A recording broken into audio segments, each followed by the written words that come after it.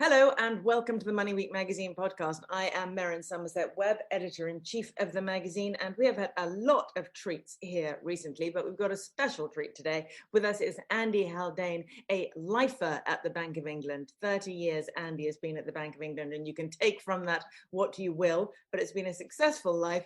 He is the chief economist at the moment, but he will soon be retiring to enter something sort of like the real world, not quite the real world as we know it, but something. He's going to be chief executive of the Royal Society, of which I'd quite like to be a member, by the way, Andy. We can talk about that later.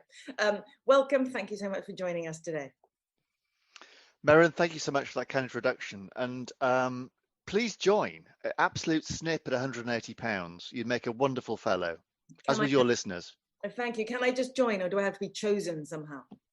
Well, you have to be chosen, but you know people there. You should be fine. Full strings. Excellent.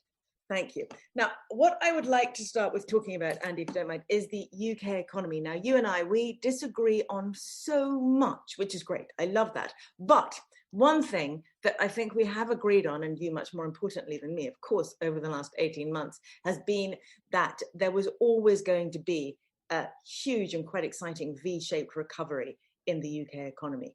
And we are now beginning to see that, aren't we? Absolutely everything is booming. Every number tells us that things are really going very well indeed. It does. I'm pleased we finally found something after 30 years we agree on, Meryn. And it is the recovery, because it is going great guns. I would say that's not so surprising. I mean, the reason we sort of fell off a cliff last year was because of the necessary restrictions. And as those restrictions come off, it all seemed reasonable. We'd say an atypically sharp bounce back in activity and demand, and that is exactly what is happening. If anything, that is running ahead of everyone's expectations. We see it on the high street, we see it in the pubs and restaurants, we even see it in the GDP data. We have GDP data now to April. I think May will see a further significant leg up due to the loosening of restrictions during May. And that will mean, as of now, Meryn, I reckon we've pretty much made up all of the GDP lost ground from last year, and we're back roughly to around pre-COVID levels on the back of what is a really very punchy recovery, which I expect, I should say, to persist certainly throughout the remainder of this year. Interesting, isn't it? Because you might have expected, there have been two elements to this. This was the weirdest recession ever because it came with a demand shock and a supply shock at the same time. But the thing that is unusual about it as a recession is that, if you can even call it a recession in the normal way, is that demand itself hasn't really been affected by it. So we've pretty much replaced the majority of incomes, in some cases maybe more than replaced incomes. And so we come out the other end with the demand part of the equation intact, but the supply part of the equation not quite intact. So there's been presumably quite a lot of long-term supply destruction over the last 18 months. So we come to an environment where we've got normal demand, maybe even better than normal demand, bumping up against unusual levels of supply. That's right. I mean, I'm hoping that the disruption even to supply is a temporary thing rather than a longer lasting thing. I mean, one of the reasons we threw the kitchen sink at it in terms of both monetary policy, I'm sure we'll get onto that, and fiscal policy, is to cushion the effects on jobs, to cushion the effect on businesses, and therefore to reduce the longer lasting hit to the economy supply side. But you're right, there are some shorter run supply side bottlenecks that we're now bumping up against as demand recovers at pace. Businesses are opening, but they take time to find their feet. Workers are returning to work, but it takes time for them to find their feet. And therefore we are seeing, as demand returns, supply bottlenecks of various types popping up, not just in the obvious places, like IT and hospitality, but on a pretty broadly based basis across many sectors of the economy. I mean, that in a way is a sign of success. It's a sign of the economy returning to its feet. But of course, it also comes with some potentially adverse implications for price pressures, which are pretty broadly based across all of those sectors and a few more besides. Let's come back to inflation in a tick, but just talk about this sort of supply crunch that we're seeing. We look at it now and we think, well, this is just a function of COVID. It's very transitory. All our supply chains will come back to normal shortly. But might it also be reflective of a kind of a multi-decade inflection point? We're at the point where the globalization has been such a huge factor in the economy, in the global economy over the last 10 years or so. It feels like it's beginning to at least stall or reverse. Demographics are changing. So this last 20, 30 years where our economies have been driven by super low interest rates, by very smooth supply lines, by the constant availability of low priced labor, and of course by low corporate tax rates, etc. All these things have combined to give us these wonderful last few decades. But are they beginning to turn? And we're confusing what might be COVID and what might actually be the change in long-term trends. Well, I think we've seen COVID probably amplify and in some cases bring forward what were some pre-existing trends on both the fronts you mentioned, Miriam, which is both on globalization and on, broadly speaking, demographics. So even pre-COVID, as we all know, there'd been signs of a fraying or indeed in some cases retreat in the free flows of goods and services and indeed peoples across borders. Brexit added something to that, and COVID has added an additional amplifier, I'd say, with many countries seeing the case for, building greater resilience into their domestic supply chains off the back of international supply chains having in some cases fractured during the COVID crisis.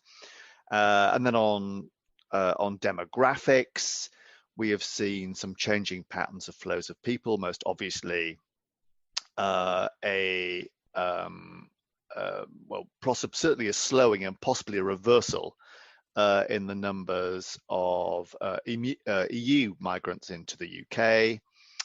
And taken together, that means, as you say, after several decades of, cheaper goods and cheaper labor, some of those trends now appear to have stalled, possibly even to reversed. And therefore, the disinflationary impact of those forces, you'd also expect to abate or even reverse, which takes us back to inflation. Which, not just for COVID reasons, I think has a better than even chance of picking up from where it's been. Well, let's look at wages. And one of the things that I think we may have discussed years ago, or may not, I can't remember, was this idea that the flow of labour into the UK from the European Union, etc., did not affect wages in the UK. And you'll remember there were hordes of studies about that, showing that, well, the common sense might have viewed, the common sense on supply and demand might have been, gosh, hordes of new labour, that's going to keep wages down because of, supply and demand, which is a bit old days, I know. But we were told it absolutely wasn't happening. Absolutely wasn't happening. But now suddenly there's a shortage of supply of labour because we no longer have those waves of EU immigration or immigration from other areas in the same way. Suddenly supply and demand matters. And when there's a shortage of labour, it is pushing up wages because we are beginning to see that, aren't we? I understand not across the entire labour force, but certainly in the areas where we know there are shortages. We're told there's something like 180,000 open jobs in the hospitality sector. And there we're beginning to see reports of wages rising by 10%, 15%, etc. Also in the retail sector where there's a shortage.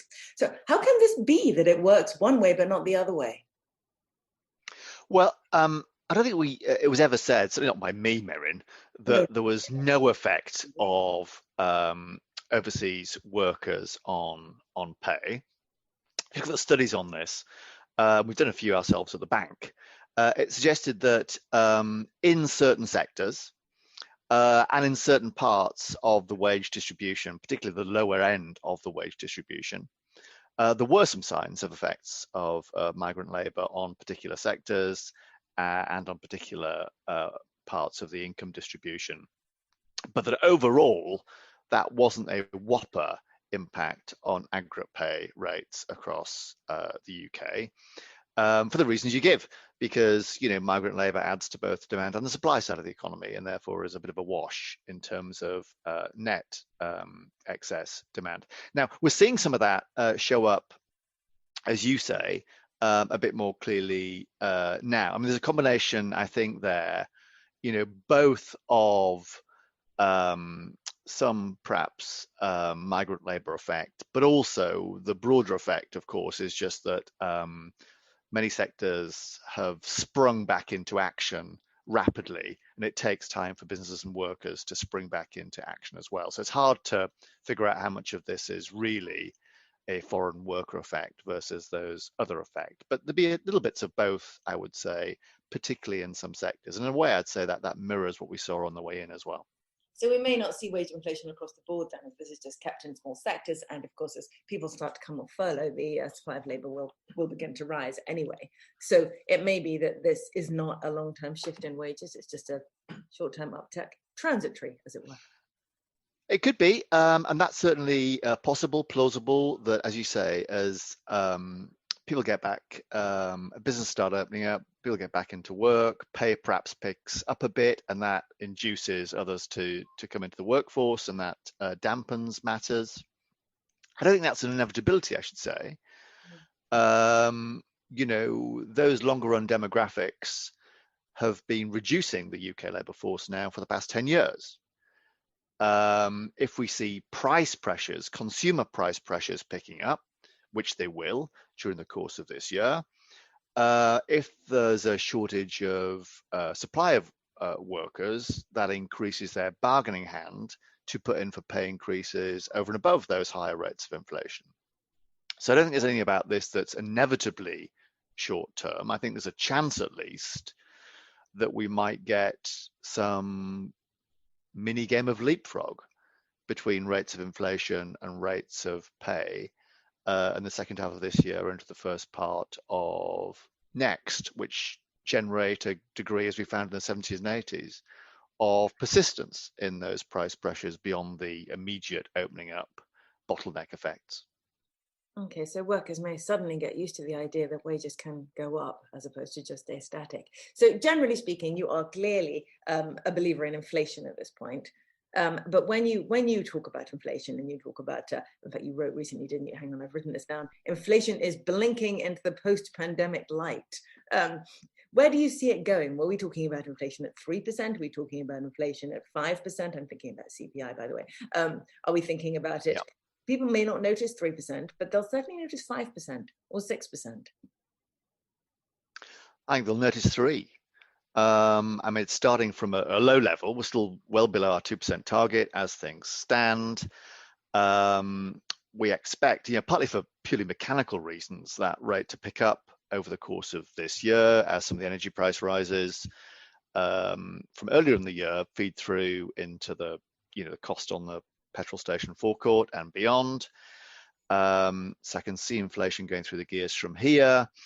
It wouldn't surprise me if we have a big figure 3 during the course of this year. The big question is that indeed just a kind of temporary effect as petrol prices and other energy prices and other cost prices feed through, or will it be the start of a slightly more persistent trend upwards from that big figure 3? I don't think we're remotely talking about numbers the like of which we saw during certainly the 70s and perhaps even the 80s, Merrin. But nor do I think it's nailed on that 3 and a bit will be the high watermark for inflation. I think there's at least a risk, and indeed a rising risk, that won't be the peak, and we could see greater persistence and indeed a higher level of that peak into next year. Nothing's assured about that. Anyone who could tell you hand on heart, with any degree of certainty where inflation will be next year is pulling your leg in the current circumstances. Nonetheless, I would say certainty from you. I'm looking for certainty from you, some degree of certainty. Well, you're looking in the wrong place, Marion. We don't do certainty at the Bank of England. What we can provide is clarity, I hope, on what the drivers are here. And currently, we have the pipeline of cost pressures affecting UK businesses is very considerable. It's hard when you speak to businesses right now, and there'll be a number on this, listen to this podcast, I imagine. pretty much everything input-wise is going up at the moment. Not just petrol and diesel and gas, but bricks and concrete and cement, and plasterboard and chips and that's before you get, of course, to things like houses and equities and bonds. So we have these generalized price pressures among businesses. They have yet to pop up very largely in the prices facing consumers, and that, in some ways, is a big question. Will these costs be taken on businesses' margins, or will they have the pricing power to pass them through to end consumers, and therefore we see them in CPI for a more persistent period? Yeah, that's a generally open question. Others of my central banking colleagues and brethren think those effects will be fleeting. I am of the view they could stick around for a bit longer, they could linger a bit longer, and therefore we could be looking at, a breach of our 2% inflation target for a somewhat lengthier period than we are currently factoring in. Certainly the risks have tilted materially that way and significantly that way over the course of just the past couple of months, as we've seen those price pressures pick up, those bottlenecks materialize. Of course, the other cost that's going up is the cost of labor. We see skill shortages pretty broadly based, and that's showing up in pay packets now. And if you have businesses facing both an increased cost of non-labor inputs and an increased cost of labor, that increases the chances they have to pass on those costs for fear of having their margins squeezed further. So there's no certainty in that, but on my balance of probability, next year could see price pressures building, not abating. And why are you so sure that this kind of inflation will stay at this reasonably low level? I mean, you said earlier that we're not going to see anything like the 1970s or like the 80s. What stops this turning into the same kind of sort of wage price spiral that we saw last time around? Bank of England. Relative to then, I mean, we've been through an institutional reformation since then. So back then we didn't have a target for inflation. Our nominal anchors were all over the place. We didn't have an independent Bank of England setting policy. The Bank of England I joined, Merrin, all those years ago. The best single predictor of interest rate changes in 1989, when I joined the Bank of England, wasn't the path of GDP or inflation. It was whether Mrs. Thatcher had lost a by-election. So it was all about the politics then. And the regime now could not be more different. And those are the reasons why I think we aren't going back to the 70s or 80s. We have a clear target, and policy is set with a clear eye to hitting that target. So that's why I've got huge amounts of faith in what will be my ex-employer from September this year in doing the right thing, and as on average hitting our inflation target and not approaching those scary double-digit rates of back then. Nonetheless, could we sit through a period of persistently missing our target, our inflation target? That strikes me as I say, a risk that's on the rise. But would that be a bad thing? Or might it even be quite a good thing? I mean, one of the things that we've all talked about over the years is the extremely high levels of debt in the UK, both consumer and public. And one of the obvious ways, and the thing that we talk about a lot at the magazine, one of the obvious ways to make that go away is to attempt to keep inflation at something like 4 or 5% for maybe 8 or 9 years, and to keep interest rates below that, what we call financial repression. And obviously we talk a lot about financial repression outside the Bank of England, but do you ever talk about it inside the Bank of England as an actual strategy to help both consumers and the state to deal with their levels of debt, and perhaps to sort of squeeze us out slightly of our QE problem to the extent that you think it might be? I can say hands on heart, I've never been to a Bank of England discussion about the case for financial repression and inflating away debts. It's almost anathema to the central bank community. I mean, partly because we're not allowed to by statute. So we're only independent for a very narrow thing, which is the setting of interest rates. We don't set the target. The target is set by Parliament, and we are sent to the Tower of London if we don't meet that target in the setting of our interest rate. So it's not our responsibility. It's not our job. We're not permitted by Parliament to just say, oh, you know what? We'll just hang loose on that inflation target thing for a bit, because it'll help inflate away the debts of whoever it might be, businesses, households, governments. We aren't permitted. Those are choices rightly reserved for Parliament. And I should say, if I was ever asked for my advice on this topic, I would say, doing that is the thin end of what is a very thick wedge. That ultimately, as soon as people rumble that this is the name of the game collapses around your ears, because all of a sudden that inflation premium gets built in to borrowing costs, to bond yields, and the act is ultimately self-defeating. So not only do I think it's not the thing the Bank of England could ever do by statute, I think it's also the thing the Bank of England should never do, because it's ultimately self-defeating. And we've seen that movie, Merrin. We saw it through parts of the 60s and 70s. It did not end well. Let's not repeat that movie now.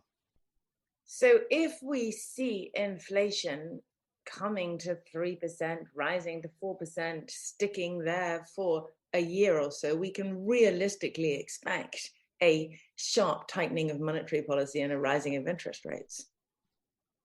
Well, I mean, the sharp and the sharp. I mean, interest rates are well below 3% at the moment. So you've got this big gap between interest rates and inflation already, which is something that, is not historically normal.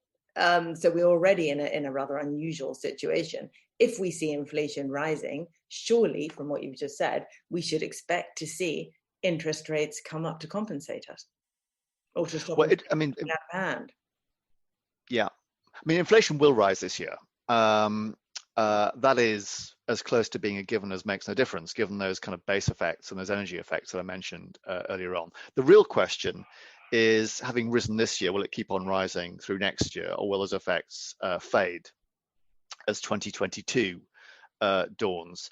I think if they don't fade, and those pressures do indeed look to be more persistent, then you would expect to hit our inflation target. The bank would wish to tighten things up somewhat faster, perhaps, than is currently factored into financial market prices. I mean, they are currently factoring in the most modest of rises in interest rates over the next 3 or 4 years. If the price pressures stick around, you might expect a path that's a little bit steeper than that. But still, we're a world away from the pace of tightening, the scale of tightening that we saw in earlier decades. We're still talking about global levels of interest rates that are incredibly low by any historical metric. If it were to happen, and this is something that does weigh with me, it would come as a surprise to people, because, I mean, truth is, probably the majority of people with mortgages these days haven't really experienced a rate rise. No. And therefore, surprises of that nature are not in many people's lived experience, and that may mean the impact of them is a bit more than might otherwise be the case. And I think that's something to be mindful of.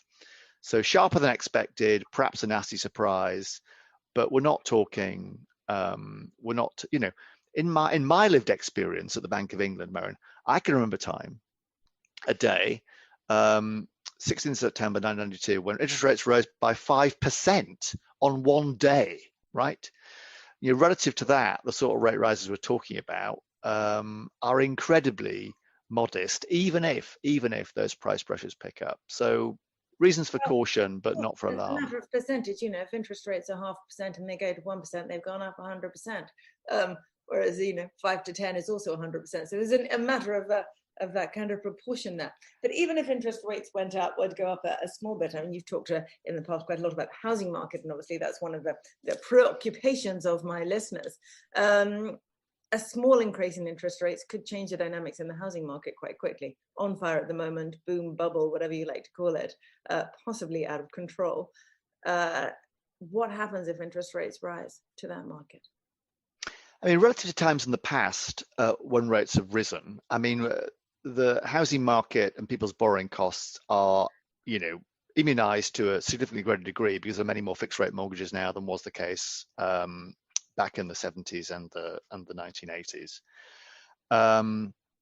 And even people rolling off a fixed rate mortgage now will probably be rolling off into rates that might be no higher and could even be lower than the rate in which they rolled on 5 years ago. Such has been the compression in mortgage spreads over that period. So if the brakes did need to come on and interest rates did need to rise, I wouldn't expect that by itself to be a cause of a housing market collapse. What is true, and as you and all your listeners know, is that the housing market in the UK is also really going through the gears and it's been pretty strong pretty much for a year now, actually. Yeah. Helped, of course, by the stamp duty rebate holiday and the extension of that holiday, but not just by that. I think people are their attitudes towards housing are changing in the light of working from home. That is having a bearing on things. I think the stockpile of savings that have been accumulated by households, that's probably north of £200 billion, is beginning to leak into the housing market, used as either a down payment for a first mortgage or as a means of trading up in the housing market. These are pretty potent and pretty chunky forces acting on housing demand right now, at the same time as people are showing a real reluctance to move. So we have this imbalance between the demand side of the housing market and the supply, and that's why we've got house prices probably rising at double digits on an annual rate at the moment, which is that's punchy. Feels unsustainable, doesn't it? I think really one of the main things there is that when we looked at the housing market in the past, it's always been about the last few years anyway. Interest rates are very low, affordability looks very low when it comes to payments, but the problem has been raising the deposit, and the pandemic has really people to save and hence raise the deposit. So you've suddenly got what we never had before, which is genuine pent-up demand in the market, things that people want and can afford as opposed to want and can't afford. So maybe that's the change. I think that's bang on. I think as I say, that the savings lake will help on the deposit front, and there was pre-existing pent-up demand from the market having closed, first part of last year. So those effects seem to be playing through, and we know, don't we, from the past that the housing market is a very important motor of the consumer. Not just for financial reasons, equity extraction reasons, but also because it just puts a spring in people's step, adds to their confidence. And it's not coincidental that we see levels of consumer confidence back above COVID levels as well. Confidence not just in the general economic recovery, but confidence in people's personal finances. And ultimately, it's the second of those that's the catalyst for spending. Would you buy a house now?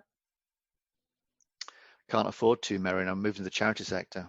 All right, I'll tell you what you can afford. You can afford a Bitcoin. Would you buy a Bitcoin now?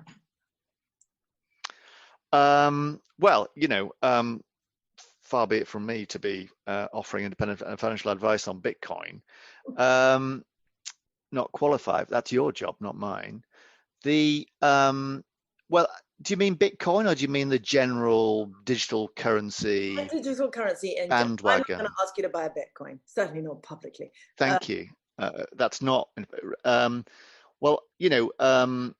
is important. These distinctions are important actually, because Bitcoin is a different sort of animal than many of the digital currencies that we're now talking about. Of course, it was the original crypto, but it is crypto. It's backed only by cryptography and not by any real asset.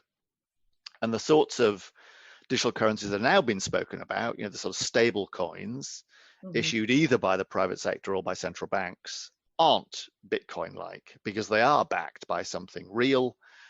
they are backed by assets, liquid assets, safe assets, government assets of various types. That is the expectation.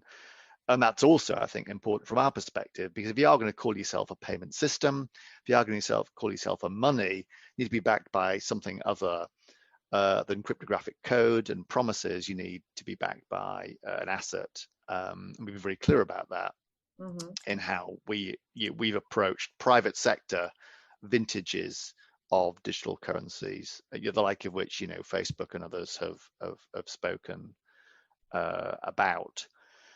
So those things are quite different. Money is absolutely existential, as you know, for central banks, and the security and safety of that money is an existential issue for the public.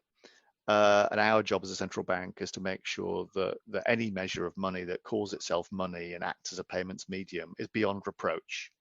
As safe as Bank of England cash as currently constituted. Okay, Andy, that's fascinating. But what about central bank digital currencies? I mean, there's a move here, which you've been working on for the last 5 or 6 years, to introduce a central bank digital currency, let's call it in the UK, a brick coin that will be carefully designed to remove every single iota of financial privacy from every member of the population. Am I right? Not 100%, Merrin. No, I mean, I know you're a fan, and we've had this discussion several times previously.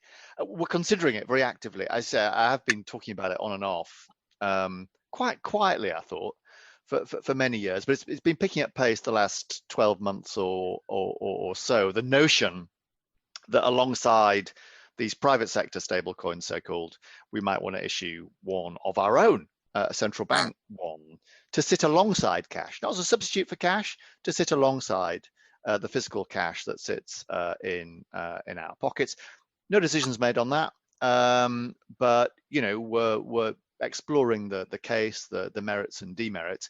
For me, the merits are pretty clear, actually. That having something that's digital, a digital equivalent to cash, that's as safe as cash, but which is slightly less clunky, doesn't wear out as fast, you can use from your smartphone rather than having to extract it from a cash point machine, that could even, imagine this, could even pay you a rate of interest. Because right now, of course, holding physical cash means that everyone's being, affected. The value of that's being eroded by inflation, and you get no return from cash in a way that potentially could be true of central bank digital cash. So there are some upsides. Hang on, I need to go back to that. Why would you get interest on digital cash when you wouldn't get it on real cash? And by the way, all the things that you've just said, well, lovely. I mean, we have Apple Pay and PayPal for all that stuff, so we don't need to worry about the difference between a digital cash and taking it out of the cash point machine. So we can park that one. But why would I get interest on digital cash if I wasn't getting it on, say, a deposit I had at Lloyds Bank? Why would I get it on a deposit at the Bank of England, unless this was part of the manipulative monetary policy that we've discussed before, whereby you give us interest if you don't want us to spend, and then you create a negative interest rate on the money when you do want us to spend. That way you don't have to mess around with all this silly, general interest rate and money printing muck. You can just go direct to forcing people to change their behavior. Well, almost all types of money, with one honourable exception right now, do have the capacity, the ability to levy a rate of interest, to pay you something for holding an asset, monetary or non-monetary. And one exception to that rule is cash, because it's impossible to pay interest rates on a cash instrument, on a physical note. If it ever happens that we decide to issue cash in a digital form, it's not inevitable that we will pay interest on that asset as a holder, but it means we could if we wished to. That's going to be one of the key design dimensions for central banks. Does it want to remunerate, pay interest on the digital cash it issues? And net, that ought to be a really good thing if you are a holder of cash, because that rate of interest could be used to compensate you for rises in the cost of living that would otherwise reduce the real purchasing power of that physical cash instrument. Now, that's not the only argument, or that's not the case open and closed, but it is a relevant fact, a relevant reason why digital currencies and digital cash would be a fundamentally different animal than what we have in our pockets currently.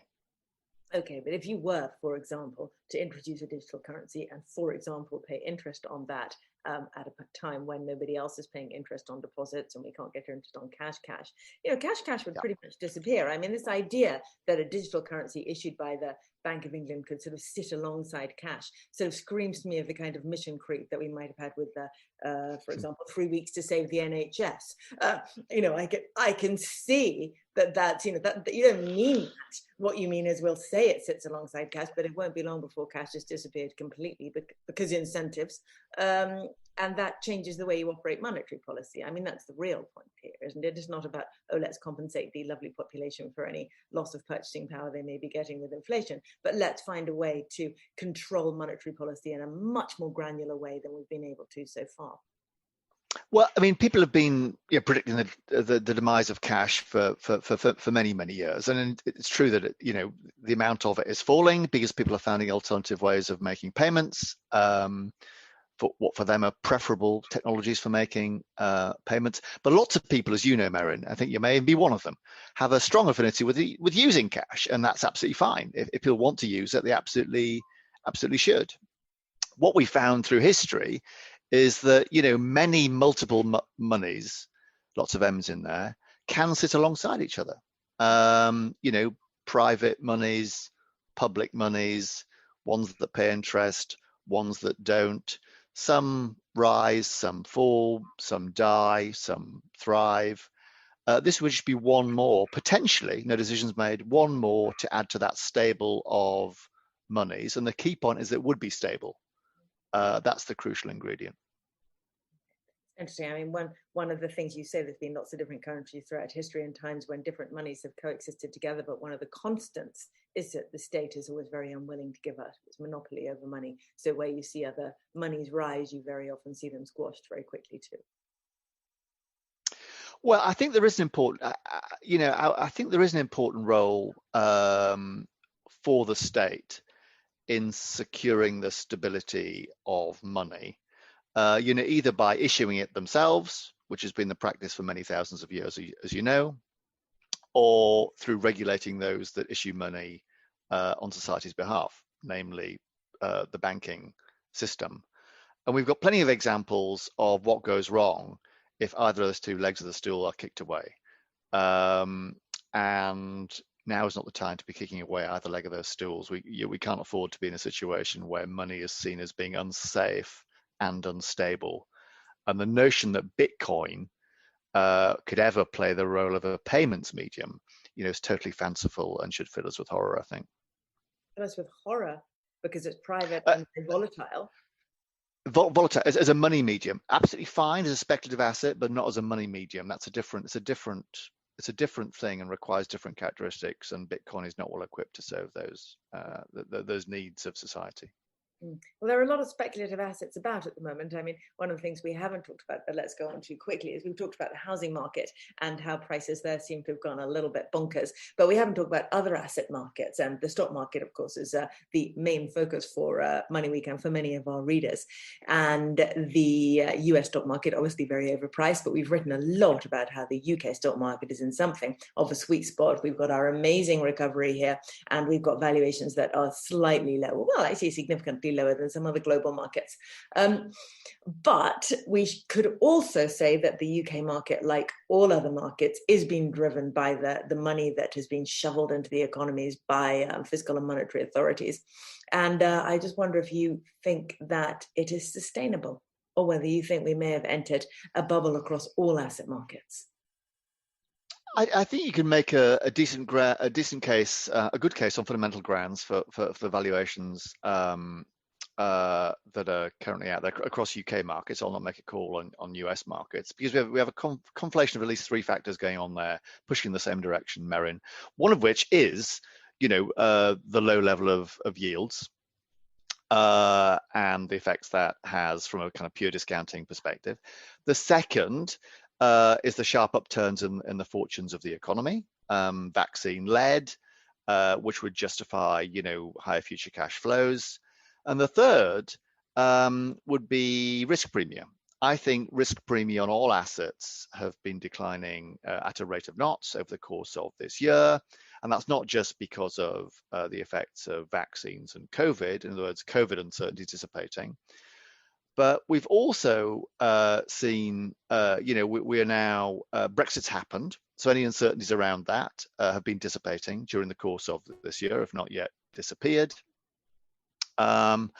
And, a third uncertainty that's much lesser now than would have been the case at times in the past is that about the resilience of our financial system. So the global financial crisis, cast a great cloud of uncertainty.